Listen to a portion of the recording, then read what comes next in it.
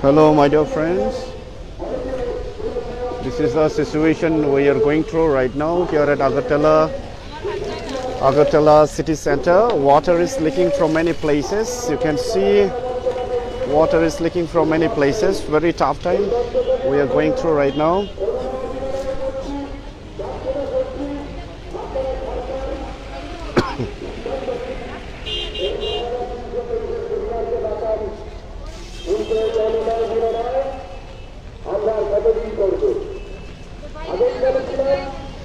Hello friends, we're live once again from here Agartala city center from fast stage. You can see behind me so many teachers gathered from many places, but due to rain there is a slight disturbance on our student demonstration here on day 45 of our program. Behind me you can see so many teachers checking the roof of our stage because there is so much of water getting stuck due to rain. We are receiving today rain. This is the first time rain that we are receiving here in this cold winter 2021. Therefore the temperature here at Agartala city center is getting colder and colder.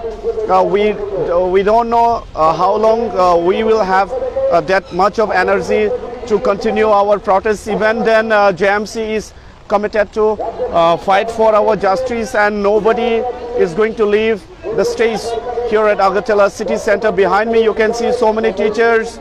A few minutes back they have raised so much of slogan, we want justice, no rest. So therefore all those of you who are still sitting at home taking comfortable rest, do come forward. Your friends here at Agartala city center are putting their heart and soul, struggling day and night in fighting for our justice. We have already reached day 45 of our sit-in demonstration here at Agartala. So please stand up, wake up from your deep sleep, come and join hands so that we can show more unity, and we can fight and make our struggle much stronger than any person can think. So let me take you around. You can see behind me so many teachers are gathered. Let's see around. Let's check what else is happening here on the stage on day 45 of our sit-in demonstration. You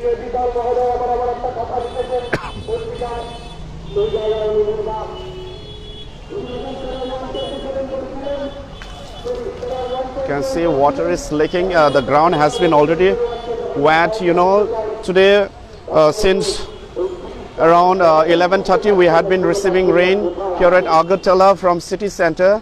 So therefore you can see the roads have been already wet, and even the stage here at fast stage of our sit-in demonstration program, it's already wet, and the roads are leaking.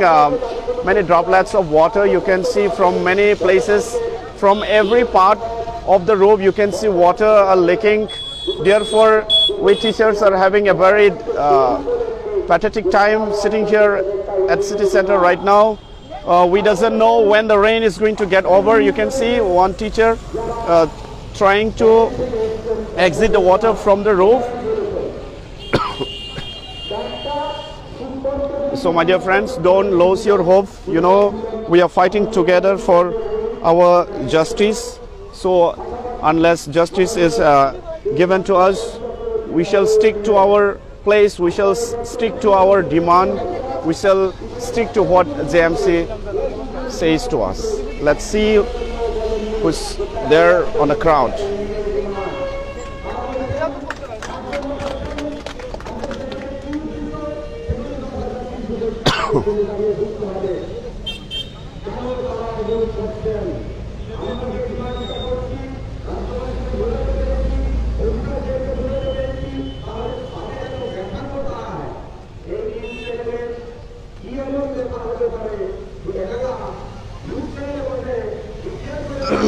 Right now you can see teacher on the helmet. He's our Vijay Krishna sir giving a lecture. Here we are on the first stage. You can see so many teachers standing right now. You know, because of rain the stage has been interrupted and all the ropes has been leaking since the time it has rained today.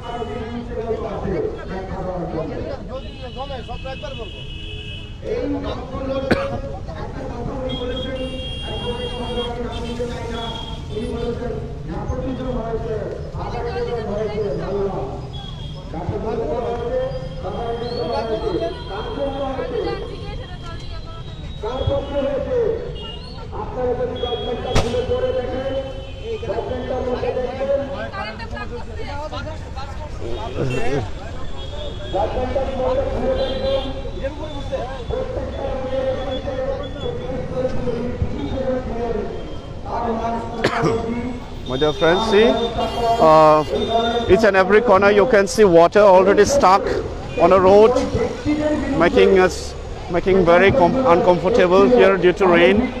We are already on day 45. Even though it is quite cold and raining out here, so many teachers have gathered. You can see good number of teachers here in First Moncho.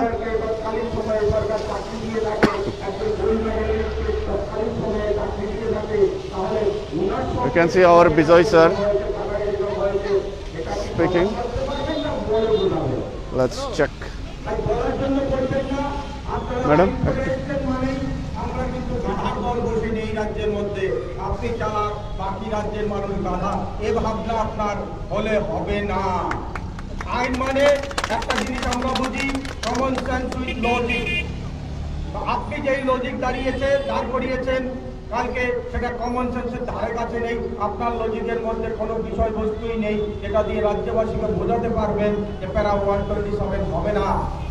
প্যারা 121 আপনি বলেছেন এই বিষয় তার জন্য হবে না।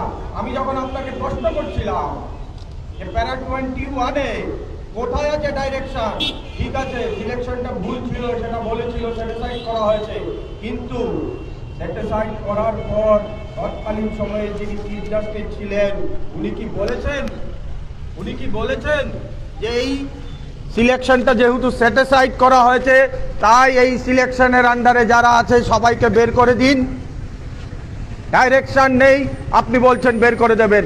আপনার মর্জি, আপনি যা খুশি ব্যাখ্যা করবেন আমাকে মানতে হবে।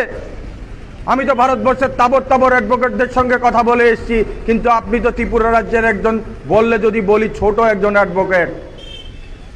আপনার আইনের ভাষায় আপনি ব্যাখ্যা দিয়েছেন বসে, সেটা আপনার বিষয়, কিন্তু আমার অদ্ভুত লাগলো যখন ওই চ্যানেল থেকে বলা হচ্ছে যে প্যারা 127 হবে না। কে দায়িত্ব দিল আপনাকে? প্যারা 127 হবে না তার ব্যাখ্যা আপনি দিতে পারেন না, আপনি আইনজ্ঞ নন। তাই এই মঞ্চ থেকে এই ধরনের প্রোগ্রাম করলে আমরা এই মঞ্চ থেকে আবেদন রাখবো, যদি ভালো আইনজ্ঞ হয় তবেই আপনারা বসাবেন, আর এই ধরনের মন্তব্যগুলো থেকে বিরত থাকবেন। কারণ সুপ্রিম কোর্টের বা হাইকোর্টের জাজমেন্টকে ভুল ব্যাখ্যা করাও কিন্তু কন্টেম্পট অফ কোর্ট। সেটা হয়তো বা যেহেতু আপনি আইনের ছাত্র আপনারা বুঝেন, কিন্তু যারা আইনের ছাত্র নন তারা এই বিষয়গুলো বুঝবেন না। আমরা যেই বিষয়বস্তুগুলো বারবার রাজ্যের শিক্ষা অধিকর্তার কাছে তুলে ধরার চেষ্টা করেছিলাম, এটাকে গুলিয়ে ফেলছেন আপনারা। প্রথম কথা বলছি যে সুপ্রিম কোর্ট কিংবা হাইকোর্ট 2014 এবং 17 সালে যে জাজমেন্টটা দিয়েছে তাতে আমাদের সমস্যা নেই। আমরা বলছি না জাজমেন্ট ভুল, সে বলার অধিকার আমার নেই। আমরা বলছি জাজমেন্টটা ঠিক ছিল, জাজমেন্টটাকে মিসরিড করা হয়েছে, মিস ইমপ্লিমেন্ট করা হয়েছে, ভুল ইমপ্লিমেন্ট করা হয়েছে আমাদের ক্ষেত্রে, সেই কথাগুলো বলছিলাম। আর কি বলেছি 2017 সালে আমাকে যে টার্মিনেশন লেটারটা দপ্তর থেকে দেওয়া হয়েছিল, দ্যাট ওয়াজ ইললিগ্যাল। দুটো এক জিনিস নয়। একটা বলছি যে এই যে জাজমেন্টগুলো 2014 সাল এবং 17 সালের, সেই জাজমেন্টগুলোকে মিসরিড করা হয়েছে, ভুলভাবে ইমপ্লিমেন্ট করা হয়েছে, সঠিক ইমপ্লিমেন্টেশন হয়নি। দ্বিতীয় বিষয়বস্তু বলেছি, আমি তর্কের খাতিরে যদি ধরেও নেই আমার চাকরিটা ওই দিন ওই জাজমেন্টে চলে গিয়েছে, তারপরেও বলবো তৎকালীন সময়ে যেই প্রসেসে আমাকে টার্মিনেট করা হয়েছে সেই প্রসেসটা ইলিগ্যাল ছিল। কেন? তার ব্যাখ্যাটাও কিন্তু আমরা বারংবার চিৎকার করে বলছি যে সুপ্রিম কোর্ট আমাকে চাকরি দিতেও পারে না, সরাসরি চাকরি খেতেও পারে না। সুপ্রিম কোর্ট বা হাইকোর্ট যেটা করতে পারে, যদি কোনো ইলিগ্যালিটিস থাকে তাহলে রাজ্য সরকারকে ইনস্ট্রাকশন দেবে যে তোমার এই জায়গায় ভুল হয়েছে, এই কারণে এই সমস্ত কর্মচারীদেরকে তুমি বের করো। সুপ্রিম কোর্ট কিন্তু আমার নামে টার্মিনেশন লেটার ইস্যু করতে পারে না। এই বিষয়বস্তুগুলো বুঝতে হবে। কোথায় যেন কোথাও একটা রাজনীতির খেলা চলছে, রাজনীতির গন্ধ পাচ্ছি আমরা। যখন সত্যটা উদ্ঘাটন হতে যাচ্ছে তখন এই রাজনীতির যারা রাজনীতি করে করে আমাদেরকে আজকে এই জায়গায় এসছেন, তারা আবার সজাগ সক্রিয় হয়ে উঠেছেন। তাদেরকে সতর্ক করে দিতে চাই, 82 জনকে আমরা হারিয়েছি, আর যেন একটি লোকও হারায় না। আর যদি হারায় তার দায়ভার কিন্তু আপনারাও নিতে হবে, আপনাদেরকেও নিতে হবে। শুধু রাজনীতিবিদদের বললে হবে না। আপনারা মিডিয়ারা যারা গণতন্ত্রের চতুর্থ স্তম্ভ বলে আপনারা দাবি করেন, তাদেরও দায়ভার আছে, সমাজের প্রতি দায়বদ্ধতা আপনাদেরও আছে, সেটা পালন করুন। কোনো অসত্য তথ্য তুলে ধরবেন না। কারণ আমরা যেই কথাটা বলছিলাম, আমি আবার ওই কথায় ফিরে আসি যে সুপ্রিম কোর্ট আমাকে চাকরি দিতেও পারে না, চাকরিটাকে সরাসরি খেতেও পারে না। যেটা করতে পারে সরকারকে ইনস্ট্রাকশন দিতে পারে, এবং সুপ্রিম কোর্ট তাই করেছিল। তৎকালীন সময়ে সুপ্রিম কোর্ট কিন্তু তাই করেছিল যে সরকারকে ইনস্ট্রাক্ট করেছে যে তুমি এই জায়গায় ভুল করেছো, তোমার পলিসিটা ভুল ছিল, সেই ভুলের কারণে এদের চাকরি থাকবে না, তুমি তাদেরকে বের করে দাও, টার্মিনেট করো। এখন প্রশ্নটা হচ্ছে টার্মিনেটটা করবে কে? টার্মিনেটটা তো করতে হবে রাজ্যের শিক্ষা দপ্তরকে, সুপ্রিম কোর্ট করবে না টার্মিনেশন। প্রশ্নটা সেই জায়গায়, এই দপ্তর যখন আমাকে ইন্ডিভিজুয়াল টার্মিনেশন লেটার দিচ্ছে, তখন এই দপ্তরের ফার্স্ট যে ক্রাইটেরিয়া সেটা হলো আমাকে ইন্ডিভিজুয়াল অ্যাপয়েন্টমেন্ট দিয়েছিলে, তাই ইন্ডিভিজুয়াল টার্মিনেশনও দিতে হবে। তুমি যখন আমাকে ইন্ডিভিজুয়ালি অ্যাপয়েন্টমেন্ট দিয়েছিলে, তোমাকে টার্মিনেশনটাও ইন্ডিভিজুয়াল দিতে হবে। আর কি করতে হবে? চাকরিটা কেন গেল বা আমার আত্মপক্ষ সমর্থনের কোনো সুযোগ যদি থাকে তার জন্য একটা নোটিশ করতে হবে, যেটা আপনারা দেখেছেন কিছুদিন আগে WBC 537/2012 যে রিট পিটিশনের 4 জন আছে তাদের ক্ষেত্রে এই রাজ্য সরকার, এই শিক্ষা দপ্তর কিন্তু তাদেরকে নোটিশ করেছিল, তোমার আত্মপক্ষ সমর্থনের সুযোগ দিয়েছিল। আমরা বলছি যে আমাদের ক্ষেত্রে সেই সময় কেন সেই সুযোগটা দেওয়া হয়নি, প্রথম প্রশ্ন। দ্বিতীয় প্রশ্ন, রাজ্য সরকারের যে টার্মিনেশনের গাইডলাইন, সেই গাইডলাইন তৎকালীন সময়ে মানা হয়েছিল কি? আমরা জানি না আপনারা প্রাইভেট কোম্পানিতে চাকরি করেছেন কিনা, কিন্তু আমরা যারা প্রাইভেট কোম্পানিতে কিছুটা চাকরি করে অভিজ্ঞতা অর্জন করেছিলাম, সেক্ষেত্রে আমরা দেখতাম 3 মাসের বেতন দেওয়া হতো, নাহলে 3 মাস আগে ইন্টিমেশন দেওয়া হতো, এই সমস্ত বিষয়গুলো আছে, টাকা পয়সা সব দেওয়া হতো। কিন্তু আমরা দেখলাম কি, আমাদের কোনো ইন্টিমেশন নেই, 3 মাস আগে আমাদের কোনো জানানো নেই, কোনো কিছুই নেই। হঠাৎ ঘুম থেকে একদিন উঠে দেখলাম আমাকে একটা টার্মিনেশনের সঙ্গে কি দেওয়া হলো, অ্যাডহকের অ্যাপয়েন্টমেন্ট। তাতেও ইন্ডিভিজুয়াল টার্মিনেশন ছিল না, সেটাও ইন্ডিভিজুয়াল টার্মিনেশন ছিল না। এখন প্রশ্ন করতেই পারেন, বিভিন্ন মিডিয়ার থেকে এই প্রশ্নটা আসতেই পারে যে আপনারা কেন তৎকালীন সময়ে অ্যাকসেপ্ট করেছিলেন। সেটার উত্তর যে আমার সংসার বাঁচাতে গিয়ে, আমার পেটের তাগিদে তখন আমার কাছে কোনো অপশন ছিল না, সেই বলে আমি সেই দিন সেটা অ্যাকসেপ্ট করেছিলাম। কিন্তু ভুলটাকে ভুল বলা যাবে না। এ কোন ধরনের আইন? তৎকালীন সময়ে ভুল হয়েছিল পরে থেকেই, 2017 সালের পর থেকেই আমরা কিন্তু বিভিন্নভাবে কোর্টের দ্বারস্থ হয়েছিলাম, কিন্তু হয়তোবা আমাদের কোর্টে যাওয়ার যে প্রসেসগুলো সেগুলো সঠিক হয়নি। কিন্তু এটাও তো বাস্তব যে 2017 সালের টার্মিনেশনকে ডিফেন্ড করার জন্য রাজ্যের অ্যাডভোকেটরা 2019 সালের জাজমেন্টকে ধরে বসে আছেন, 19 সালের একটা অর্ডারকে দেখাচ্ছেন। অদ্ভুত কাণ্ড। তাহলে কি আপনারা জানতেন তাহলে কি আপনারা জানতেন 2017 সালে যখন আমাকে টার্মিনেট করা হয়েছিল, 2019 সালে সঞ্জয় করল নামক একজন চিফ জাস্টিস ত্রিপুরা হাইকোর্টে আসবেন আর উনি এই ধরনের একটা অর্ডার দিয়ে যাবেন? আপনি 17 সালের টার্মিনেশনটা হয়েছিল আমার যে প্যারেন্ট জাজমেন্ট 2014 সাল এবং 2017 সাল, সেটা নিয়ে কথা বলুন। কালকের টক শোতে একটা অদ্ভুত কাণ্ড, তারা 2014 সালের অর্ডার জাজমেন্ট নিয়ে কথা বলছেন না, যেটা প্যারেন্ট জাজমেন্ট, 2017 সালের জাজমেন্ট নিয়ে কথা বলছেন না, ঘুরিয়ে ফিরে চলে যাচ্ছেন সঞ্জয় করলের জাজমেন্টে। কিন্তু সঞ্জয় করল সাহেব তো একটা কথা বলেছিলেন যে order 1 rule 8 may not be applied, সেটাকে কেন মান্যতা দিচ্ছেন না?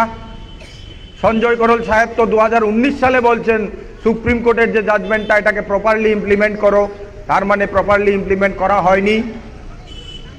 2019 সালে সঞ্জয় করল সাহেব যদি এই কথাগুলো বলে থাকে, তার মানে 2019 সাল অবধি এই রাজ্য সরকার সুপ্রিম কোর্টের যে জাজমেন্ট তাকে প্রপারলি ইমপ্লিমেন্টই করেনি। সেই কথাটাই তো আমরা এই মঞ্চ থেকে বারবার বলে যাচ্ছি যে সুপ্রিম কোর্টের এই জাজমেন্টটাকে মিস ইন্টারপ্রেট করা হয়েছে বা হাইকোর্টের এই জাজমেন্টটাকে মিস ইন্টারপ্রেট করা হয়েছে। আপনারা সঠিকভাবে এটাকে ইন্টারপ্রেট করুন এবং আমাদেরকে স্ব স্থানে ফিরিয়ে দিন। আর কি বলছি, আর একটা রাজ্য জুড়ে একটা প্রচার চলছে, কালকের মিডিয়ার টকশোতেও এই একটা প্রচার চলছিল যে গ্রুপ সি এবং গ্রুপ ডির প্রশ্নে দেখুন একটা অদ্ভুত কাণ্ড। গতকালকে আমি চেষ্টা করেছিলাম উত্তর দেওয়ার জন্য, আপনারা হয়তো বা দেখেছেন, 1-2 বার আমি হাতও উঠিয়েছিলাম, কিন্তু আমাকে সুযোগ করে দেওয়া হয়নি কথাটা বলার জন্য। যখন বলছিলেন, সরাসরি প্রশ্ন করছিলেন যে আপনারা ইন্টারভিউ দেবেন কি দেবেন না, কি অদ্ভুত কাণ্ড। আমি ইন্টারভিউ দেবটা কেন? এটা এক অদ্ভুত প্রশ্ন। 2020 সালে সুপ্রিম কোর্টে যে আমরা যারা কেস করেছিলাম, অজয় দেববর্মা ভার্সেস ত্রিপুরা গভর্নমেন্টের যে কেসটা, তার জাজমেন্টটা কোথায়, সেটা নিয়ে আলোচনা করছেন না কেন আপনারা? সেই জাজমেন্টের 18 নম্বর প্যারায় কি আছে, সরকার কি করেছিল, সেগুলো জানতে হবে, সেগুলোর ব্যাখ্যা দিতে হবে। আমরা যখন কেসে গিয়েছিলাম, সুপ্রিম কোর্ট তৎকালীন সময়ে গভর্নমেন্টকে একটা নোটিশ করেছিল যে তুমি এদের ব্যাপারে কি চিন্তাধারা করেছো, কি ব্যবস্থা নিচ্ছ, তা একটা এফিডেভিট করে জমা দাও, এবং রাজ্য সরকার তাই করেছিলেন। সেই এফিডেভিটে কি লেখা আছে? সেই এফিডেভিটের প্রথম যে লাইন, তাতেই লেখা আছে 58টা রিট পিটিশন হয়েছিল, তার মধ্যে 462 জনকে চ্যালেঞ্জ করা হয়েছে। তারপরে কি লেখা ছিল? ত্রিপুরা সরকার 10,000 সামথিং পোস্ট বের করেছে, ভ্যাকেন্ট পোস্ট। সেই পোস্টগুলোতে এই 8,882 জন বলেছে। 8,882 জনকে আমি অ্যাবজর্ব করতে চাই ডাইরেক্টলি উইদাউট এনি ইন্টারভিউ।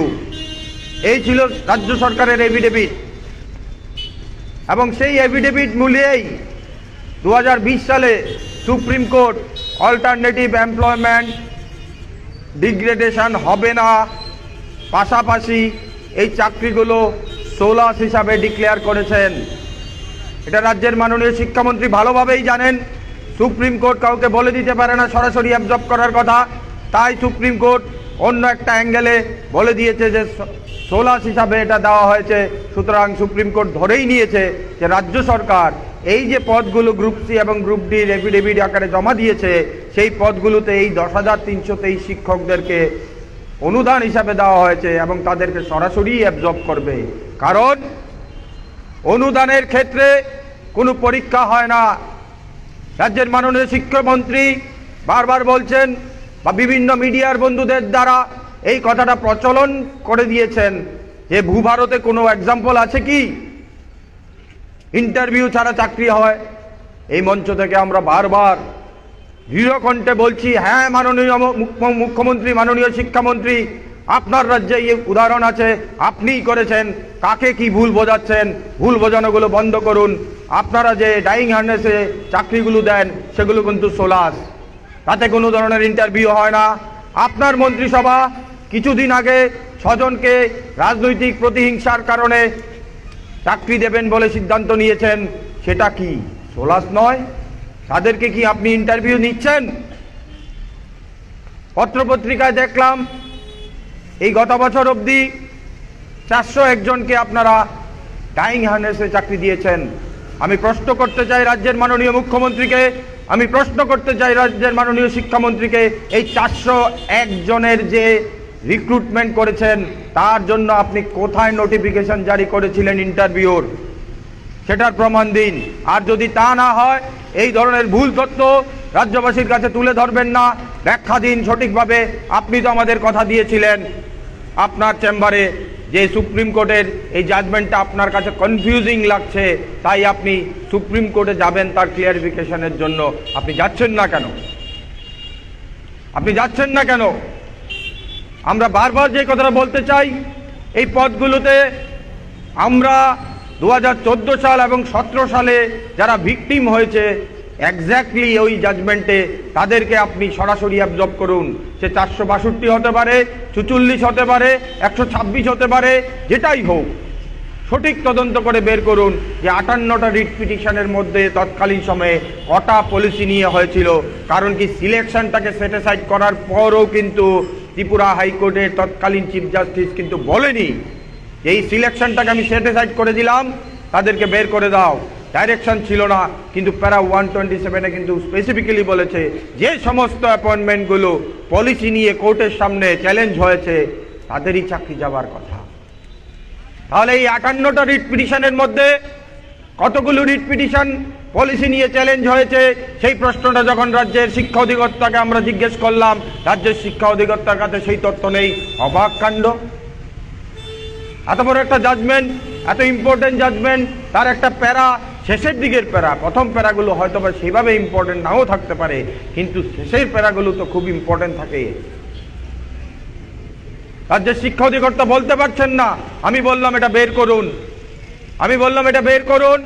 127-এর ব্যাখ্যাটার মধ্যেই আছে। আপনাকে বের করতে হবে যে এই প্রথম এই 58টা রিট পিটিশনের মধ্যে কতগুলো রিট পিটিশন পলিসি নিয়ে চ্যালেঞ্জ হয়েছিল, তার মধ্যে কতজন রেসপন্ডেন্ট ছিল। এই কথাগুলো আমরা বলছি, কিন্তু এখন শুধু আর আমরা বলছি না, যেহেতু আমাদের রাজ্যের একজন রিটায়ার্ড জাস্টিস শ্রী এবি পাল মহোদয়, উনিও বলছেন। শ্রী এবি পাল মহোদয় কিন্তু সেই নৃপেন বাবুর আমল থেকে, মানিক বাবুর আমল থেকে এই রাজ্য সরকারের এই যে আইন দপ্তর সেটাকে সামলেছেন। পাশাপাশি শেষ সময়ে উনি গুয়াহাটি হাইকোর্ট, ছোটোখাটো হাইকোর্ট নয় কিন্তু, গুয়াহাটি হাইকোর্টের উনি যাচ্ছিলেন। এবং জাস্টিস দীপক গুপ্তা গুয়াহাটি হাইকোর্ট থেকে এসেছিলেন, আপনারাও জানেন। এবং সেই হাইকোর্টেই এই আমাদের শ্রদ্ধেয় শ্রী এবি পাল মহোদয়, রিটায়ার্ড জাস্টিস, উনিও কিন্তু ওই হাইকোর্টেরই জাস্টিস ছিলেন। তাহলে আমি মান্যতা দেব কোনটা? এই বিষয়টা বুঝতে পেরেই কালকের এই টকশো, কোথাও না কোথাও 10,323-কে এই 127 হবে না বলে একটা প্রচার করে দেওয়া। আসলে আমি দীর্ঘদিন ধরে এই কেসগুলোকে ঘাঁটছিলাম, আপনারা দেখতে পেয়েছেন। আমার কিছু প্রশ্নের উত্তর, আমাকে একবারই সুযোগ দেওয়া হয়েছিল, আমার কিছু প্রশ্নের উত্তর কিন্তু এনারা দিতে পারছিলেন না। আমি একটা প্রশ্ন করেছিলাম, অ্যাডভোকেট পুরুষোত্তম রায় বর্মনও ছিল, অ্যাডভোকেট প্লাস উনি বিধায়কও মাননীয় অরুণ চন্দ্র ভৌমিকও ছিলেন। আমি অ্যাঙ্কার মহোদয়কে জিজ্ঞেস করেছিলাম যে এনাদেরকে জিজ্ঞেস করুন, এনারা যে আমাদের বিরুদ্ধে তৎকালীন সময়ে কেসটা করেছিল, পলিসি নিয়ে করেছিল না সিলেকশন নিয়ে করেছিল, এই প্রশ্নটা কিন্তু এনাদের করেননি। আজকে এই প্রশ্নের উত্তরটা আমি দিয়ে দিচ্ছি। পুরুষোত্তম রায় বর্মন মহোদয়, যিনি তৎকালীন সময়ে কেসটা করেছিলেন, সেটা করেছিলেন সিলেকশন নিয়ে। আর অরুণ চন্দ্র ভৌমিক মহোদয় যে কেসটা করেছিলেন, সেটা করেছিলেন পলিসিটাকে নিয়ে।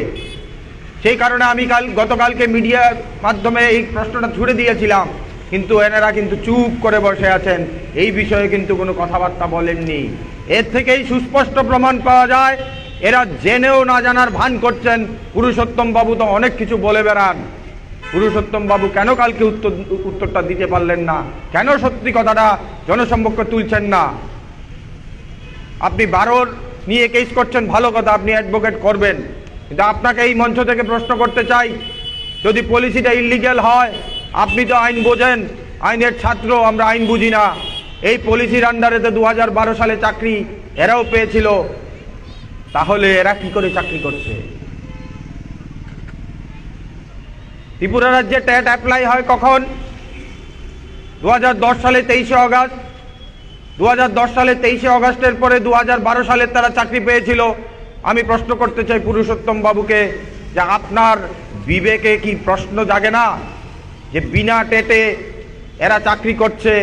এই জায়গায় ইলিগেলিটিস আপনি দেখতে পাননি, কিন্তু 2010 সালের জিটিপিজিটিদের ক্ষেত্রে প্রচণ্ড ইলিগেলিটিস হয়েছে, সেটা বলে আপনি কেস করেছিলেন। কালকেও বলেছেন স্টুডিওতে বসে, যেটা মাননীয় বিধায়ক শ্রী রতন চক্রবর্তী মহোদয় আপনার দেওয়া স্টেটমেন্ট পত্রিকা থেকে পড়ে শুনিয়েছেন। ইলিগেলিটিস যদি তখন ছিল, তার চেয়ে বেশি ইলিগেলিটিস হয়েছে 2012 সালের এই সায়েন্স গ্রাজুয়েটদের রিক্রুটমেন্টে। আপনার মতন একজন অ্যাডভোকেটকে আশা করেছিলাম সত্যি কথাগুলো বলবেন। আসলে সত্যিটাকে আপনারা ধামাচাপা দিয়ে আইনি প্রফেশনটাকে একটা ব্যবসায় পরিণত করে দিয়েছেন। আপনারা টাকা গুনবেন, সত্যকে মিথ্যা বলবেন, মিথ্যেকে সত্য বলবেন, তাই করে 10,323-এর জীবনটাকে নষ্ট করে দিয়েছেন। কোনো অংশে কিন্তু আপনারাও ছাড় পাবেন না। কারণ কি? আপনি সত্যিটা জানেন, জেনেও বলছেন না। আপনি আইনজ্ঞ, আইন নিয়ে পড়াশোনা করছেন, আপনি ত্রিপুরা হাইকোর্টের অ্যাডভোকেট, আপনি সমস্ত বিষয়টা জানেন, জেনেও আপনি সত্যি ঘটনাগুলো মানুষের সামনে তুলে ধরছেন না। আর সত্যটাকে সত্য না বলাও কিন্তু অপরাধ। সুতরাং যদি ভেবে থাকেন যে আপনারাও পার পেয়ে যাবেন, ভুল ভাবছেন। আপনারা কেস করেছেন, তাতে আমাদের সমস্যা নেই, কিন্তু ভুল ব্যাখ্যা দিচ্ছেন, তাতে আমাদের সমস্যা আছে। সত্যি ঘটনাটাকে ধামাচাপা দিয়ে এই 10,323-এর নিয়ে রাজনীতি কিন্তু আপনারা অ্যাডভোকেটরাও করছেন, সেটা অস্বীকার করতে পারবেন না। রাজ্যবাসী জেনে গেছে, বুঝে গেছে আপনার দুটি রূপ। একদিকে আপনি ভদ্র সাজার চেষ্টা করেন, আরেকদিকে 10,323-এর সর্বনাশ করার চেষ্টা করেন। আপনি যদি এতই সহৃদয় হতেন, তৎকালীন সময়ে আপনি যে কেসটা করেছিলেন সেটা থেকে সরে আসেননি কেন? আর সত্য ঘটনাটা কেন বলছেন না? আপনি কি গ্রাউন্ডে কেস করেছিলেন তৎকালীন সময়ে? তাহলেই তো সত্যি ঘটনাটা মানুষের সামনে উপস্থাপন হয়ে যায় যে না, আমি পলিসিটাকে চ্যালেঞ্জ করিনি। যেমন আমি যখন আমাদের রাজ্যের সিনিয়র অ্যাডভোকেট মাননীয় শ্রী কল্যাণ নারায়ণ ভট্টাচার্যের সঙ্গে দেখা করেছিলাম একটা কেসের বিষয়ে, তখন উনি কিন্তু সত্যি ঘটনাটা স্বীকার করেছেন। বলেছিলেন যে আমি যেই কেসটা করেছি তাতে তো আমি পলিসিটাকে চ্যালেঞ্জ করিনি। এই যে জাজমেন্ট, সেই জাজমেন্টে তো পলিসির ভিত্তিতে টার্মিনেশনের কথা বলা হয়েছে। সুতরাং সিলেকশনটাকে ধরা হচ্ছে না। আর যারা বারবার বলছেন সিলেকশন, তাদের উদ্দেশ্যে একটা কথাই বলবো, ভালো করে 2014 সালের জাজমেন্টটা পড়ে দেখুন। এই জাজমেন্টেই বলা হয়েছে পলিসিটার মধ্যে কোনো প্রপার গাইডলাইন ছিল না বলেই সিলেকশনটা ইলিগেল হয়েছে। তাহলে এটাকে যদি আমি একটু ঘুরিয়ে বলি বা একটু সুন্দর ভাষায় বলি, এই পলিসির আন্ডারে যত সমস্ত চাকরি হয়েছে তাহলে সমস্ত সিলেকশনগুলোই ছিল আনফেয়ার। তাহলে ত্রিপুরা হাইকোর্ট 2014 সালের যে জাজমেন্ট 221 নম্বর যে প্যারা, সেই প্যারাতে যে সিলেকশনটাকে সেটিসাইড করার কথা বলা হয়েছে, তাতে কিন্তু স্পেসিফিক কোনো কথা বলা হয়নি। দ্য এন্টায়ার সিলেকশন সেটিসাইড বলা হয়েছে। দ্য এন্টায়ার সিলেকশন মানে পলিসির আন্ডারে যত সিলেকশন হয়েছে সমস্ত সিলেকশন তাহলে সেটিসাইড হতে হবে। আগে যদি সেটা হয় তাহলে এই রাজ্যের 2003 সালের পলিসির আন্ডারে যত সমস্ত শিক্ষকদেরকে রিক্রুটমেন্ট দেওয়া হয়েছিল তাদেরকে আগে টার্মিনেট করুন, তারপর দেখা যাবে আন্দোলনটা আমরা কোথায় নিয়ে যেতে পারি। সবাই মিলে একসাথে আন্দোলন করব। আর তা যদি না হয় তাহলে প্যারা 127-এর ব্যাখ্যা দিন। আপনারা কোনোটাই করছেন না। যদি সুপ্রিম কোর্টকে মানতে হয়, পলিসিটাকে সেটা স্কোয়াশ করে দিয়েছে, আনকনস্টিটিউশনাল ডিক্লেয়ার করেছে, করে বলছে যে 2014 সালের যে ত্রিপুরা হাইকোর্টের যে জাজমেন্ট, সেই জাজমেন্টটাকে আপহেল্ড করেছে। তার মধ্যে শুধু প্যারা 123টাকে একটু মডিফিকেশন করেছিল তৎকালীন সময়ে। তাহলে আমার প্যারেন্ট জাজমেন্ট কোনটা? সুপ্রিম কোর্ট এবং হাইকোর্ট 2014 সাল। তাহলে আমাকে ব্যাখ্যা দিতে হবে কোনটার? সুপ্রিম কোর্ট এবং হাইকোর্টের। এবার অদ্ভুত কাণ্ড, যখন আমি অ্যাডভোকেটদের বলছিলাম ত্রিপুরা হাইকোর্ট যে নোটিশটা তৎকালীন সময়ে পেপারে দিয়েছিলেন, সেটা দিয়েছিলেন অর্ডার 1 রুল 8-এ। কিন্তু আমরা 2017 সালে যে জাজমেন্টটা বেরোয়েছে তার মধ্যে আমরা কি দেখতে পাই, 2016 সালে সুপ্রিম কোর্টও কিন্তু একটা পেপারে নোটিশ দিয়েছিল। তৎকালীন সময়ে ডেইলি দেশের কথা পত্রিকায় সেই পেপারের নোটিশটা ছেপেছিল, কিন্তু সেটা কিন্তু অর্ডার 1 রুল 8-এ ছাপেনি।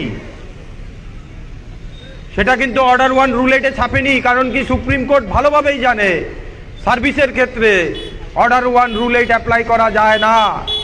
এই দুটো নোটিশের ডিফারেন্সটা কি, একটার মধ্যে সমস্ত লোকদেরকে অ্যাটাচ করে দিয়েছেন, আর সুপ্রিম কোর্ট যেটা করেছেন বাই নেম দিয়েছে, ইন্ডিভিজুয়ালি বাড়িতে নোটিশ পাঠিয়েছে, পাশাপাশি পত্রিকার মধ্যেও এদের নাম ছেপে দিয়েছে। এখন প্রশ্নটা হলো, আমাকে একটা জাজমেন্ট দেওয়া হয়েছে 219 পৃষ্ঠার, জাজমেন্টটা বেরোলো। এবার যখন জাজমেন্টটা বেরোলো তখন আমার বন্ধু বা আমার যারা সহকর্মী যদি আমাকে কেউ বলে, আরে তোর তো চাকরি চলে গেছে, আমি কি করব? প্রথম দৌড়ে গিয়ে ওই জাজমেন্টটাকে খোঁজার চেষ্টা করব, এবং সেদিন আমি তাই করেছিলাম। যখন পত্রিকাতে দেখেছিলাম যে আমাদের চাকরিটা চলে গেছে, তখন দৌড়ে গিয়ে আমি সেই জাজমেন্টটাকে বের করেছিলাম। জাজমেন্টটাকে পড়তে শুরু করলাম। 1 নম্বর পৃষ্ঠা থেকে 106 নম্বর পৃষ্ঠা অবধি বেশ কিছু নাম দেখতে পেলাম। কিছু লোক পিটিশনার হিসাবে নাম আছে, কিছু লোকের নাম আছে রেসপন্ডেন্ট হিসাবে। এবার আরেকটু খুলে ব্যাখ্যা করি। একটা কেস দাঁড়ায় বাদী পক্ষ এবং বিবাদী পক্ষের মধ্যে, অর্থাৎ পিটিশনার রেসপন্ডেন্ট। এবার কোনো যখন জাজমেন্ট বেরোবে, এই জাজমেন্টটার এফেক্ট পিটিশনার বা রেসপন্ডেন্ট বা দুজনেরই না বা দুজনেরই, এই এফেক্টটা তাদের উপরই অ্যাপ্লিকেবল হবে। কিন্তু অদ্ভুত কাণ্ড, দীপক গুপ্তা মহোদয় পেপারে যে নোটিশটা দিয়েছিলেন সেটা নিশ্চয়ই জাজমেন্টটা লেখার আগে দিয়েছিলেন। তাহলে যদি পেপারের এই নোটিশটা জাজমেন্টটা দেওয়ার আগে দিয়েছিলেন, তাহলে জাজমেন্টটা লেখার সময় নিশ্চয়ই উনার এই কথাটা মনে থাকার কথা যে আমি পেপারে নোটিশ দিয়েছিলাম, সবাইকে পক্ষভুক্ত করেছি। তাহলে উনি যখন রেসপন্ডেন্ট এবং পিটিশনের নামটা লিখছিলেন, তখন এক কলম কেন লিখলেন না যে পেপারে যাদেরকে নোটিশ দেওয়া হয়েছে তারাও এদের মধ্যে রেসপন্ডেন্ট হিসাবে আছে? এটা কিন্তু দীপক গুপ্তা মহোদয় লিখেননি। কিন্তু আমাদের রাজ্যের তাবর জ্ঞান পাপী কিছু লোক, তারা এর ব্যাখ্যা খুব সুন্দর করে দিচ্ছে। বিষয়টা এরকম দাঁড়ালো যে জাজমেন্টটা আমি নিলাম, এই জাজমেন্টের মধ্যে আমি নাম পাচ্ছি না। আমাকে ওই জ্ঞান পাপী লোকটা বলছে যে আপনি ওই সালের পত্রিকাটাও সঙ্গে খুঁজে নিন। তাহলে আমি রাজ্যের হাইকোর্টের কাছে আমার একটাই প্রশ্ন, আপনারা তাহলে শুধু কেন এই জাজমেন্টগুলো বের করেন কাগজপত্র নষ্ট করে? আপনারা তো পত্রিকাই বলে দিতে পারতেন, আপনারা একটা পত্রিকার মধ্যেই বলে দিতে পারতেন সমস্ত মানুষের চাকরি খেয়ে দিয়েছি আমি। তাহলে এই জাজমেন্টের মূল্যটা রইল কোথায়? আর এই জাজমেন্টের মধ্যে আমি আছি কি নাই, আমাকে ধরুন 10দা কাঞ্চনপুরের যে ভদ্রলোক, যেখানে গিয়ে ওই পত্রিকাটা হয়তো বা পৌঁছয়নি, উনি এবার ওই পত্রিকাটা খোঁজার জন্য আগরতলা ওই পত্রিকা অফিসে দৌড়ে আসতে হবে, দাদা আমার চাকরিটা চলে গেছে, ওই কাকু বলেছে। তাহলে আপনার কাছে ওই পত্রিকাটা যদি থাকে আমাকে একটু দিন তো, আমি কোথায় আছি একটু খুঁজে দেখি। এ হলো এর ব্যাখ্যা, অদ্ভুত সব ব্যাখ্যা। জাজমেন্ট বেরিয়েছে, জাজমেন্টের মধ্যে পিটিশনারের নাম আছে, রেসপন্ডেন্টের নাম আছে, তার বাইরেও কিছু লোক জোর করে কিছু লোককে রেসপন্ডেন্ট বানাচ্ছেন। ইচ্ছা হয়েছে, যা খুশি করবেন, করে যান। কিন্তু এরা জানতেন না আমাদের মতন কিছু লোক ওই 10,323-এর মধ্যে আছে যারা একটু ঘাটাঘাটি করেন আর কি। সবাই যে ভালো পড়াশোনা করে অ্যাডভোকেট হন এরকম নন, কিন্তু তেমন সব ছাত্র পড়াশোনায় ভালো হয় না, পিছনের বেঞ্চেরও কিছু ছাত্র থাকে। অ্যাডভোকেটদের মধ্যেও এরকম আছে, কিছু ভালো অ্যাডভোকেট আছেন যারা আসলেই ব্যাখ্যাটা জানেন বা বুঝেন, ইংরেজিটাও বোঝেন, অনেকে তো ইংরেজিও বোঝে না, এমনও আছে। তো যাই হোক, এগুলো বলা ভালো না, আমি বলতে চাই না। সেরকমভাবে আমরা যে কথাগুলো বলতে চাই যে এই কি ব্যাখ্যা যে আপনার চাকরি চলে গেছে, আপনি ওই জাজমেন্টের মধ্যে খুঁজে পাচ্ছেন না, তাই আপনাকে বলা হবে ওই পত্রিকাটা দেখে নিন। তাহলে আমাকে চিফ জাস্টিস বলুক, রাজ্যের মাননীয় চিফ জাস্টিস বলে দিন, বা হাইকোর্ট বলে দিক, বা সুপ্রিম কোর্ট বলে দিক, আমরা যে জাজমেন্টটা দিয়েছি এই জাজমেন্টের বাইরেও আছে, পত্রিকা খুঁজে দেখুন।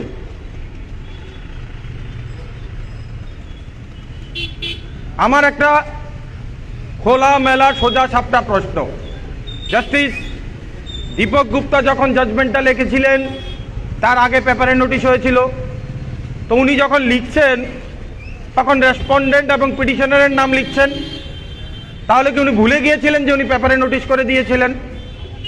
তাহলে যদি পেপারে নোটিশ উনি করেছেন এবং পেপারের নোটিশের মূলে সবাই এটার মধ্যে থাকতো, তাহলে তো এই কথাটাও উনার রেসপন্ডেন্টের কোথাও না কোথাও একটা জায়গায় লেখা থাকতো। এই লেখাটা কোথায়? এসব ভুলে ভরা ব্যাখ্যা যা খুশি দিয়ে যাচ্ছেন। এটা একটা ঢোল আর কি, যে এসছে 10,330 একটু বাজিয়ে দিয়ে গেলাম, মজা পাচ্ছি। যেদিন আমরা বাজানো শুরু করব সেদিন বুঝবেন এই ঢোলের মধ্যে বাড়ি দেওয়াটা কত কষ্ট। সব কিছুর উত্তর আপনাদেরকেই দিতে হবে, এই রাজ্যের যারা ভুল ব্যাখ্যা করছেন তাদেরকে দিতে হবে। আপনারা এই রাজ্যেই থাকবেন, এই রাজ্যেই অ্যাডভোকেসি আপনাদের চালিয়ে যেতে হবে। আপনাদেরকে কিন্তু সেদিন আমরা প্রশ্ন করব, কেন ভুল ব্যাখ্যা দিচ্ছে? ছেড়ে দেওয়ার পাত্র আমরা নই। অদ্ভুত কাণ্ড, দুজন বর্তমান সরকারের বিধায়ক ছিলেন, এনারা কিন্তু 127 নিয়ে কোনো কিছু বলেননি, যে হবে না, এই কথাটা একবারও শুনতে পাননি। অদ্ভুত কাণ্ড, দুজন অ্যাডভোকেট চিৎকার করে বলে যাচ্ছেন, এবং দুজন বিধায়কের মধ্যে কিন্তু একজন সিনিয়র অ্যাডভোকেট আছেন, হাইকোর্টে প্র্যাকটিস করেন, উনি আমাদের বিরুদ্ধে কেস করেছেন তৎকালীন সময় 2010 সালে, মাননীয় শ্রী অরুণ চন্দ্র ভৌমিক। উনি কিন্তু অপোজ করছেন না, কারণ উনি বিষয়টা বুঝছেন, উনি কিন্তু বিষয়টা বুঝছেন। বাকিরা কেন বলছেন? কি বেদনা, পিছন থেকে কে খেলছেন, কে শিখিয়ে দিয়েছেন এইভাবে বলার জন্য? সেগুলোই প্রশ্ন আমাদের মনে। তাই 10,323-এর উদ্দেশ্যে একটা কথাই বলবো, সঠিক রাস্তায় আছি আমরা, সঠিক দিক নির্দেশিকায় চলছি, চলছি বলেই কিছু লোকের গাত্রদাহ হচ্ছে। দেখবেন সাপের লেজে পাড়া দিলে হঠাৎ করে সাপ না তুলেছে, সেরকমই হচ্ছে। এতদিন সাপের লেজটা খুঁজে পাচ্ছিলাম না পাড়াটা দেওয়ার জন্য, এখন যখন যে সাপের লেজটা খুঁজে পেয়েছি, পাড়া দিয়েছি, এখন শুরু হয়ে গেছে দেখবেন ফোনা তোলা, আসল রূপগুলো বেরিয়ে আসছে। এবার বুঝতে পারবেন আসলে তৎকালীন সময়ে কারা পেছন থেকে খেলেছিল, এগুলো সব সামনে আসবে ফোনা তুলে, বলে না এটা এরকম না সেরকম না বলবে। তাদেরকেই আইডেন্টিফাই করুন, তারাই ছিল তৎকালীন সময়ে এই চলে গেছে। ওই যে চিলে কান নিয়েছে, চিলে কান নিয়েছে বলে দিয়েছে, সবাই বললাম হ্যাঁ চিলে কান নিয়েছে, কান নিয়েছে, কেউ আর কানে হাতটা দিয়ে দেখিনি। কিন্তু আমি ওই সবার মতন না ভেবে একটু কানে হাতটা দিয়ে দেখেন কি বলছে। চিলে তো আমার কান নেয়নি, কানের জায়গায় কান আছে, তাহলে তারা কারা? পরে বুঝতে পারলাম আরে এ তো রাজনীতির খেলা। 10,323 45 দিন ধরে এই অবস্থান মঞ্চে বসে আছি। কি বলছি আমরা? রাজনৈতিক প্রতিহিংসার ঊর্ধ্বে গিয়ে, রাজনৈতিক সমালোচনার ঊর্ধ্বে গিয়ে রাজ্য সরকারকে দায়িত্ব পালন করতে হবে। ভুল যদি হয়ে থাকে, রাজ্য সরকার ভুল করেছে, সেটা ডান সরকার হোক, বাম সরকার হোক, রাম সরকার হোক, সেটা আমার দেখার বিষয় নয়। ভুল তো সরকার করেছে। যখন অ্যাপয়েন্টমেন্টটা পেয়েছিলাম ত্রিপুরা সরকারের পেয়েছিলাম, ব্র্যাকেটে বাম সরকার লেখা ছিল না। এখন যখন টার্মিনেশনটা দিচ্ছেন তখনও কিন্তু ত্রিপুরা সরকারই লেখা আছে, তাতে কিন্তু রাম সরকার লেখা নেই। তাহলে যেই ভুলটা হয়েছে সেই ভুলটাকে শুধরানোর দায়িত্ব এই সরকারের নিতে হবে। আপনারা এই ভুলটাকে শুধরে 10,323-এর এই সমস্যার সমাধান করুন। আর যারা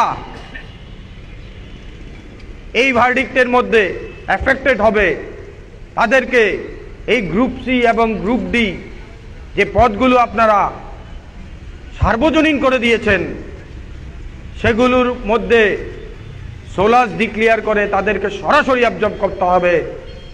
আর আমরা যদি আবার সুপ্রিম কোর্টে গিয়ে নক করি যে এই এফিডেভিট মূলে এই চাকরিগুলি আমার হওয়ার কথা ছিল, কিন্তু রাজ্যের মাননীয় শিক্ষামন্ত্রী এটাকে সার্বজনীন করেছে, তাহলে কিন্তু স্টে অর্ডার চলে আসবে, কেউই এই পরীক্ষায় বসতে পারবেন না, গ্রুপ সি গ্রুপ ডির পরীক্ষা কিন্তু বাতিল হয়ে যাবে। তাই রাজ্য সরকার সাবধান হয়ে যান। রাজ্যের মাননীয় শিক্ষামন্ত্রীকে অনুরোধ করছি, এই বারবার এই প্রচারগুলো করবেন না মিডিয়ার সামনে বসে, পরীক্ষায় বসুন, পরীক্ষায় বসুন, পরীক্ষায় বসুন। কেন বসবো পরীক্ষায়? আপনারা বলছেন আপনারা আইন মানেন, তাহলে সুপ্রিম কোর্টকে মানছেন না কেন আপনি? দীর্ঘ লড়াই করে আমরা এই জাজমেন্টটা এনেছিলাম, সুপ্রিম কোর্ট আমাকে সোলাস হিসাবে ডিক্লেয়ার করে দিয়েছিল এই অল্টারনেটিভ এমপ্লয়মেন্ট, যেটাতে আপনারা এফিডেভিট দিয়ে বলেছেন যে এই পদগুলো তাদের জন্য সরাসরি রিক্রুট করতে চাই। সুপ্রিম কোর্ট একটু ঘুরিয়ে কথাটা বলেছে, সোলাস হিসাবে বলেছে। তার যদি ব্যাখ্যা না বুঝতে পারেন, তাহলে আপনি তো কথা দিয়েছিলেন সুপ্রিম কোর্টে যাবেন, কেন যাননি আপনি সুপ্রিম কোর্টে? তার উত্তর তো আপনাকেই দিতে হবে। মানে আপনি আপনার চেম্বারে আমাদেরকে বলেছিলেন আপনি সুপ্রিম কোর্টে গিয়ে এটার ক্লিয়ারিফিকেশন আনবেন। আপনি ক্লিয়ারিফিকেশন না এনে রাজ্যের বেকারদের সঙ্গে প্রতারণা করছেন। আপনি চাইছেন আমরা গিয়ে সুপ্রিম কোর্টে গিয়ে এই বিষয়টা জানাই আর এই পদগুলোর পরীক্ষা নিরীক্ষা বন্ধ হয়ে যাক। আপনি খেপিয়ে তুলুন রাজ্যের বেকারদেরকে, দেখো এই 10,323-এর কারণে তোমাদেরকে চাকরি দিতে পারিনি। তাই রাজ্যের বেকার ভাইদেরকে আমরা একটাই বলবো, আপনারাও সতর্ক হয়ে যান। এগুলো ভুলভাবে দেওয়া হচ্ছে। এই যে গ্রুপ সি এবং গ্রুপ ডির কথা বলছে রাজ্য সরকার, সম্পূর্ণভাবে সুপ্রিম কোর্টে এফিডেভিট করে বলা হয়েছে 8,882 জন শিক্ষকদের জন্য আমি এই পদ তৈরি করে খুলে ভ্যাকেন্ট পোস্ট তৈরি করেছি। এই পদগুলোতে আমি তাদেরকেই নিতে চাই উইদাউট ইন্টারভিউ, ডাইরেক্ট অ্যাবজর্পশনের কথা বলেছিলেন।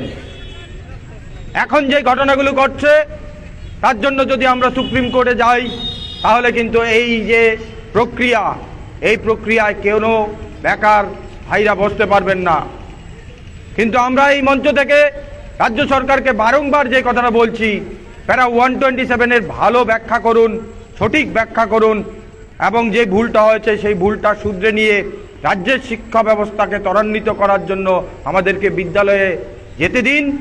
আমরা রাজ্যের শিক্ষা হাল ফিরিয়ে ধরব। এখন দেখছেন প্রায়শই বিদ্যালয়ে তালা ঝোলাচ্ছে শিক্ষক স্বল্পতার কারণে। এই 10,323 শিক্ষকরা বিদ্যালয় থেকে চলে যাবার পর যখন বিদ্যালয়ে ছাত্রছাত্রীরা যাওয়া শুরু করেছে, তখন বাস্তব চিত্রগুলো উঠে আসছে। আমরা বলছি আমাদেরকে এই 127-এর সঠিক ব্যাখ্যা করে সবাইকে অ্যাবজর্ব করুন, যারা যারা এই জাজমেন্টের বাইরে আছি, আর বাকিদেরকে আপনারা গ্রুপ সি এবং গ্রুপ ডি পদে সরাসরি অ্যাবজর্ব করুন, সোলাস ডিক্লেয়ার করে ক্যাবিনেটে। তারপরেও বলি, কালকে মাননীয় বিধায়ক বলছিলেন যারা পাননি তাদেরও তো ক্ষোভ আছে, আমরা সেটা অ্যাকসেপ্ট করলাম। কালকে টকশোতে বর্তমান দলের বিধায়ক বলছেন যারা পাননি তাদেরও তো ক্ষোভ আছে। হ্যাঁ, আমরা এই মঞ্চ থেকে বলছি তৎকালীন সময়ে আমাদের বিরুদ্ধে যারা কেস করেছিল তাদেরকেও এই পদগুলোতে গ্রুপ সি এবং গ্রুপ বি পদের মধ্যে সোলাস ডিক্লেয়ার করে তাদেরকেও অ্যাবজর্ব করে দিন। আমাদের কিছু আসে যায় না, আমরা চাই তাদেরও চাকরি হোক, আমাদের চাকরিটাও হোক। যদি সরকার তার সদিচ্ছা থাকে, তাহলে এই জিনিসটা করতে 10 মিনিট সময় লাগবে। আপনার ক্যাবিনেটে বসে এই সিদ্ধান্ত করে করিজন্ডা মিশু করুন আমাদের নামে, আমরা বিদ্যালয়ে যাই, আর পরের দিনই আমাদের সঙ্গে এই যে আমরা যারা ভিকটিম হবে, এই জাজমেন্টের আওতায় পড়বে, তারাও গ্রুপ সি গ্রুপ ডি পদে অফিসে যাবে। এবং যারা আমাদের বিরুদ্ধে কেস করেছিল, যারা বলেছিল আমি যোগ্য প্রার্থী, আমি পাইনি, যার জন্য কালকে বলছিলেন নেপোটিজম ফেভারিটিজম হয়েছে, যদি সত্যি আপনারা এই নেপোটিজম ফেভারিটিজমের বিরোধিতা করে থাকেন, তাহলে তাদেরকে চাকরি দিয়ে ব্যবস্থা করে দিন না, সোলাস ডিক্লেয়ার করে দিন। মন্ত্রিসভা চাইলে তো সোলাস ডিক্লেয়ার করতেই পারে। রাজনৈতিক প্রতিহিংসার কারণে যদি তৎকালীন সময়ে এগুলো ঘটনা ঘটে থাকে, তাহলে তো রাজনৈতিক প্রতিহিংসার কারণে 6 জনকে আপনারা চাকরি দিয়েছেন। তাহলে তন্ময়নাথ এবং তার সঙ্গে যারা ছিল তাদেরকেও চাকরি দিয়ে দিন। এই মঞ্চ থেকে আমরা বলছি তাদেরকেও সোলাস হিসাবে চাকরি দিয়ে দিন, তাদেরকেও ইন্টারভিউ দিতে হবে না। সমস্যার সমাধান করতে চাইছেন, আমরা বলছি পথ আছে, কথা বলুন। আপনারা তো মঞ্চেই আসছেন না। কি অবস্থায় আমরা দাঁড়িয়ে আছি, বৃষ্টি পড়ছে, ভিজে যাচ্ছে। রাত্রিবেলা দিদিমণিরা ঘুমাচ্ছেন দিনের পর দিন। কোথায় আপনাদের মানবিকতা? আপনি কথায় কথায় বলেন আমি সিম্পেথাই। কোথায় আপনার সিম্পেথি? এটাকে সিম্পেথি বলা যায়? আপনাকে আমরা বারবার প্রপোজাল দিচ্ছি, এই পথে রাজ্য সরকার চাইলে অতি সহসায় এই সমস্যার সমাধান করতে পারে। তাই আমরা এই মঞ্চ থেকে 10,323-এর সমস্ত শিক্ষক শিক্ষয়িত্রীদেরকে বলবো, আমাদের রাস্তা সঠিক রাস্তা, এই রাস্তা ছাড়া যাবে না। আমাদের দাবি সঠিক দাবি, এই দাবি আমরা ছাড়ছি না। 127-এর ব্যাখ্যা রাজ্য সরকারকে দিয়ে সঠিকভাবে ইমপ্লিমেন্ট করতে হবে সুপ্রিম কোর্ট এবং হাইকোর্টের জাজমেন্টকে, এবং আমাদেরকে স্ব স্থানে ফিরিয়ে দিতে হবে। আর যারা ভিকটিম হবে তাদের জন্য আমরা বারবার, গতদিন যখন আমি মাননীয় আমাদের সৌম্যগুপ্তা মহোদয়ের সঙ্গে দেখা করেছিলাম, স্পেসিফিক্যালি সৌম্যগুপ্তা মহোদয়াকেও আমি কিন্তু এই কথাটা বলেছিলাম, ম্যাডাম এটাকে সঠিক ইমপ্লিমেন্ট করুন, করে আমাদেরকে বিদ্যালয়ে ফিরিয়ে দিন, শিক্ষা ব্যবস্থার উন্নতি হবে। আর যারা এফেক্টেড হবে তাদেরকে আপনারা গ্রুপ ডি এবং গ্রুপ সিতে সোলাস ডিক্লেয়ার করে অ্যাবজর্ব করে নিন না। আপনারা তো করছেন, উনি কিন্তু চুপ করে বসে আছেন। উনি একজন আইএএস অফিসার, উনি বিষয়গুলো বুঝতে পারছেন। আমরা আবেদন করেছিলাম আপনি রাজ্যের মাননীয় মুখ্যমন্ত্রী এবং রাজ্যের মাননীয় শিক্ষামন্ত্রীকে বোঝান, আপনি সেটা করতে পারবেন। 10,323-এর জীবন বাঁচান, 82 জনের প্রাণ প্রয়াত হয়ে গেছেন, 82 জন আমাদের সাথে আর নেই, তাদের ব্যবস্থা করুন। ডাইং হার্নেস প্রক্রিয়ায় তাদের চাকরির ব্যবস্থা করুন। আপনাদের রাজ্য সরকারের যে প্রসিডিওর আছে সেই প্রসিডিওর অনুযায়ী আপনারা ব্যবস্থা করুন। কেন আপনারা ডাইং হার্নেস প্রক্রিয়ার মধ্যে একটা নতুন শব্দ ঢুকিয়ে দিয়ে এই সমস্ত শিক্ষকদেরকে ভিকটিম করে দিলেন? অ্যাডকদেরকে দেওয়া যাবে না, এই কথাগুলো উঠিয়ে দিলেই তো সব সমস্যার সমাধান হয়ে যায়। তাই আমরা এই গণ অবস্থান মঞ্চে দাঁড়িয়ে বারবার রাজ্য সরকারকে অনুনয় বিনয় করে বলে যাচ্ছি, এই সমস্যার সমাধান করুন। অন্যথায় আমরা এই যে গণতান্ত্রিক পদ্ধতি, এই গণতান্ত্রিক পদ্ধতিতে দীর্ঘদিন এইভাবে চালিয়ে যাব না। তারপর রাজ্যের মধ্যে যদি কোনো ধরনের বিশৃঙ্খলা তৈরি হয়, কারণ কি এই লড়াইটা আমার পেটের লড়াই, এটা আমার ভাতের লড়াই, এই ভাতের লড়াই আমাকে লড়তে হবে, জিততে হবে। সুতরাং এই ভাতের লড়াইয়ের জন্য আমি এক্সট্রিম লেভেল অবধি যেতে রাজি আছি। কারণ কি সামনে এমনিতেও দেখছি আমার মৃত্যু, তাহলে আপনার পুলিশের দেওয়া গুলি খেয়ে মৃত্যুটা বরণ করাই ভালো। অন্ততপক্ষে রাজ্যবাসী জানবে আপনারা যে হিউম্যানিটেরিয়ান গ্রাউন্ডে আমাদেরকে সেভ করবেন বলেছিলেন, আপনারা যা বলেছেন সিম্পেথাইজ, সেই কথাগুলো যে সত্য নয় তার প্রমাণ কিন্তু আপনাকেই দিতে হবে। এইভাবে দেব, আমরা যখন মুভমেন্টে যাব আপনার পুলিশকে বলে দেবেন গুলি করে মেরে ফেলতে। কারণ আমি যদি বেরোই, এই মঞ্চ ছেড়ে বেরোই, তখন কিন্তু আমি মৃত্যুর জন্যই এগোবো। সেই মৃত্যুটা যদি হয় আমি গর্ববোধ করব সেই মৃত্যু মেরে মারা গিয়ে, যে জায়গায় রাজ্য সরকার আমাকে গুলি মেরে, চাকরি না দিয়ে গুলি মেরেছে, সেটা আমার জন্য গর্বের হবে। ধিক্কার জানাবো সেদিন।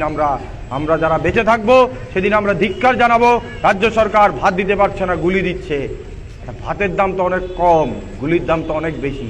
রাজ্য সরকারকে সিদ্ধান্ত নিতে হবে ভাত দেবেন না বুলেট দেবেন।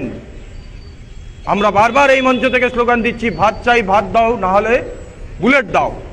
কেন দিচ্ছি? রাজ্য সরকারকে অ্যালার্ট করার জন্য। আমাদেরকে বাধ্য করবেন না। আমরা শিক্ষক হিসাবে থাকতে চাই। সুতরাং শিক্ষকের যে নিয়ম নীতি সেগুলো ধরেই কিন্তু আমরা 45 দিন ধরে আন্দোলন করে যাচ্ছি। আর আপনারা রাজ্য সরকারের যে ভূমিকা, সেই ভূমিকা পালন করুন, রাজধর্ম পালন করুন। আপনারা এখন মন্ত্রিসভায় আছেন, সিদ্ধান্ত নেওয়ার দায়িত্ব আপনাদের, ভুলটাকে সংশোধন করার দায়িত্ব আপনাদের। সেই ভুলটাকে সংশোধন করে 10,323-এর সমস্যার সমাধান করুন। আর কেউ যদি ভেবে থাকেন 2023 সালের আগে আপনারা এই সমস্যার সমাধান করবেন বা এটা নিয়ে রাজনীতি করবেন, ভুল ভাবছেন। আগুন নিয়ে খেলবেন না, সেই আগুনে কিন্তু আপনাদের হাত পুড়ে যাবে। কারণ কি আমরা 45 দিন এই গণধর্ণা মঞ্চে বসে এক একটা লোহা তৈরি হয়ে গেছি। জাস্ট আমাদেরকে আগুনের ফেলে সেই লোহাটাকে তাতিয়ে দিলেই হবে। সেটা অন্ততপক্ষে রাজ্যের 10,323 এবং রাজ্যের আপামর জনগণ সেটা বুঝে গেছে। এই মঞ্চ ছেড়ে যেদিন বেরোবো সেদিন বুঝতে পারবেন এই আগুনের লেলিহান কতটুক অবধি পৌঁছে গেছে। সে আপনার সেক্রেটারিয়েটের বিল্ডিং অবধি পৌঁছে যাবে, আপনারা কল্পনাও করতে পারবেন না। তাই আবারও এই মঞ্চ থেকে জেএমসির পক্ষ থেকে আপনাদের অনুরোধ করছি, অনতিবিলম্বে এই সমস্যার সমাধান করুন। সামনেই 23শে জানুয়ারি, সামনেই 26শে জানুয়ারি, আমাদেরকে বাধ্য করবেন না। এই দুটো ভালো দিনে আমরা যেন এমন কিছু না করি যাতে রাজ্য সরকারের কোনো সমস্যা হয়। এই কথাগুলো বলে আবারও 10,323-এর কাছে একটা আহ্বান রাখবো, ভুল বুঝবেন না, ভুল কথা, ভুল প্ররোচনায় পা দেবেন না। যে রাস্তায় আমরা আছি সঠিক রাস্তায় আছি, আমাদের আন্দোলন সঠিক আন্দোলন, হাতের লড়াই, এই লড়াই জিততে হবে, এই লড়াই থেকে পিছু পা হলে হবে না। এবং এই গণধর্ণা মঞ্চে আমরা যেই প্রতিজ্ঞা নিয়ে বসেছিলাম যে আমরা চাকরি নিয়ে বাড়ি ফিরবো, সেই প্রতিজ্ঞায় আবদ্ধ হয়ে আমরা এই মঞ্চ চালিয়ে যাচ্ছি। সুতরাং আপনারা যারা বাড়িতে বসে আছেন, আপনারা এই মঞ্চমুখী হন এবং শেষ লড়াইটা আমরা দেখেই যাব যে আমরা চাকরিটা নিয়ে বাড়ি ফিরছি। ধন্যবাদ।